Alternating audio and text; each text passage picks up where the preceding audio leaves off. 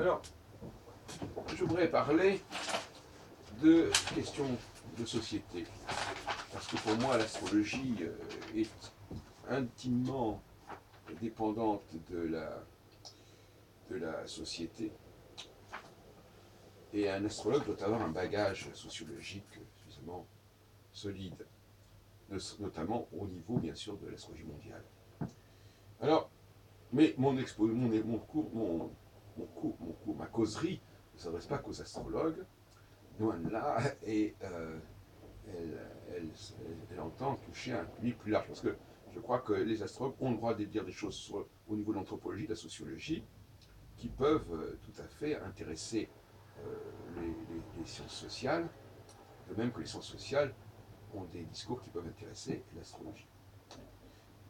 Alors, je voudrais distinguer, je voudrais revenir sur la question de la xénophobie.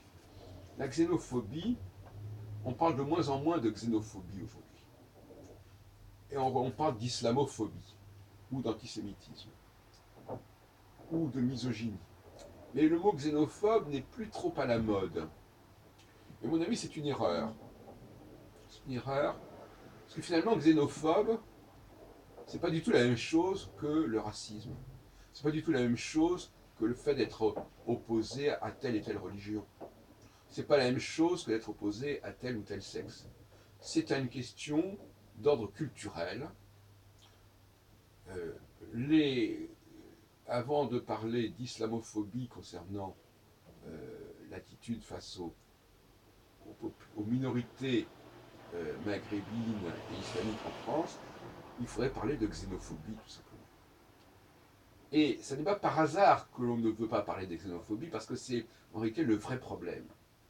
Et c'est parce que justement on veut évacuer ce vrai problème qu'on substitue la problématique de l'islamophobie.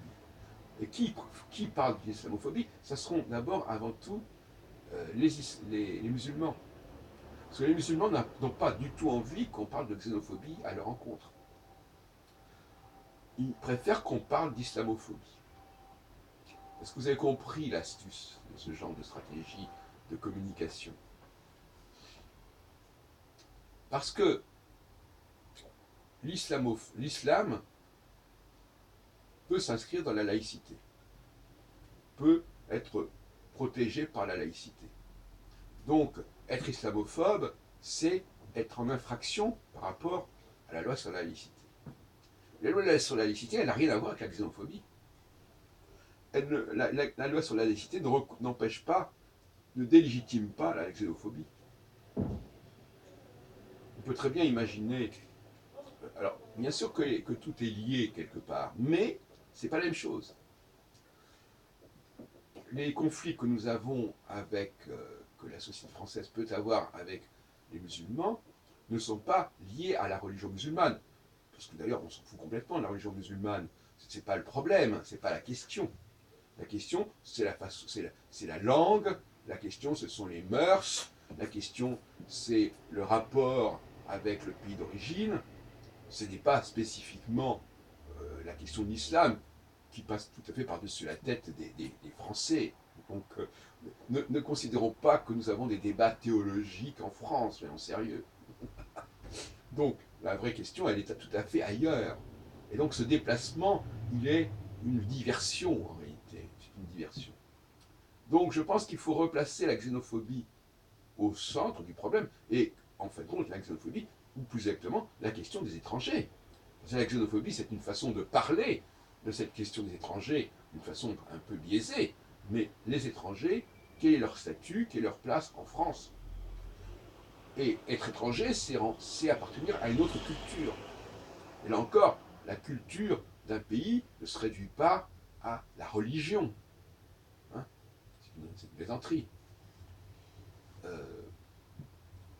De ce côté-là, les juifs ne sont pas à l'abri de cette problématique, car il y a des juifs immigrés, et des juifs étrangers, ou qui sont issus de l'immigration.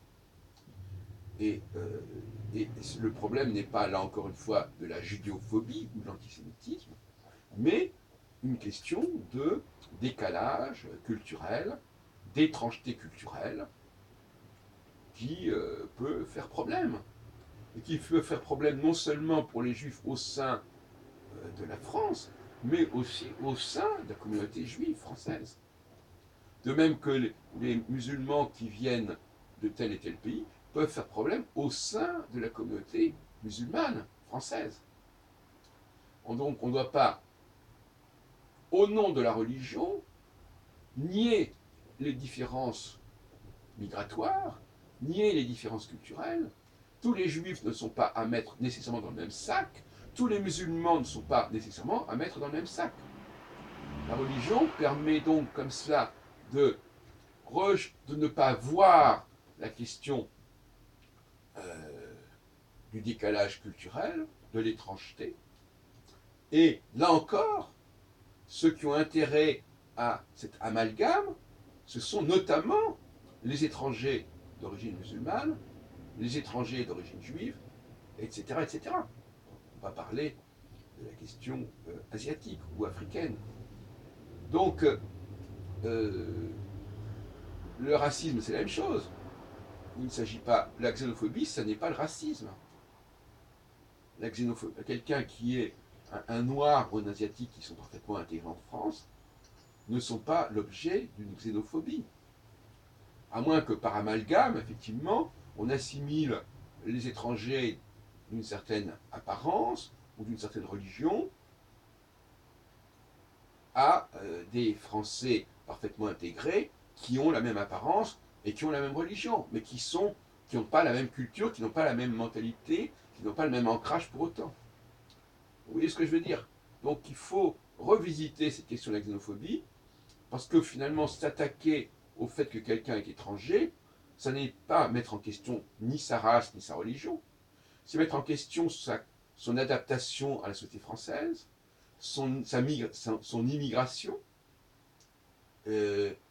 C'est dire que s'il était resté dans son pays, le problème ne se poserait pas de la même manière, que les Français qui vont immigrer sont également totalement voués à être des étrangers avec tous les problèmes que ça pose dans les pays où ils vont se trouver.